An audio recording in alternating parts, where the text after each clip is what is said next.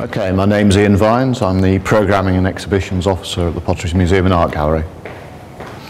So this particular show, we were interested in doing a show about local views, looking at the local environment, how it's been changed over the years, and a lot of kind of exit surveys and visitor surveys have shown there's quite interest and demand for exhibitions on local themes. So principally this exhibition chronicles how the local landscape has changed from the 19th century really to the present day. And what we've done is selected works that show different artists' approaches to the local environment, from documentary photographs to a more personal approach of various painters. When we began to look through the collection, one of the things we found, not surprisingly I suppose, was that there are an awful lot of images of pot banks, which of course is the distinctive image, if you like, or the distinctive architectural feature of the local area. So instead of kind of denying this fact, we kind of thought we'd play to the strengths of what was in the collection and literally create a wall of images of pot banks and really show how artists and photographers have represented or depicted this really distinctive local feature.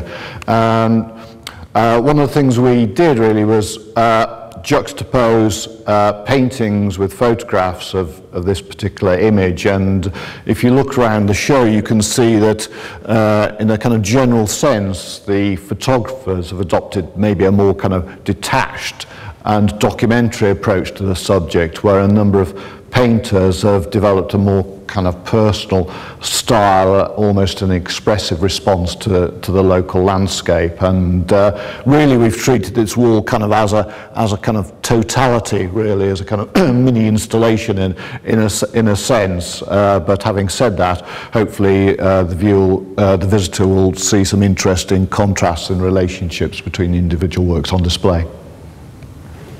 Well, here we've got two quite different panoramas of the local landscape, and in contrast to the urban scenes, this one was painted in the mid-19th century and is a sense of kind of idealized view to a degree of the local landscape, this kind of almost like a kind of semi-rural idyll, where the kind of industrial aspects of the locality have maybe taken second place to the rolling hills and landscape. Whereas this painting is a much more kind of realistic view, again a sort of panorama of smoky Stoke-on-Trent. One of the most striking paintings in the exhibition is probably this one by Mark Wood called Joyriders. Mark worked as artist in residence at the museum in the early 1990s, and the brief was really to paint images of the local area. And we chose Mark really because he done quite a number of paintings of the urban landscape in East End of London where he lived.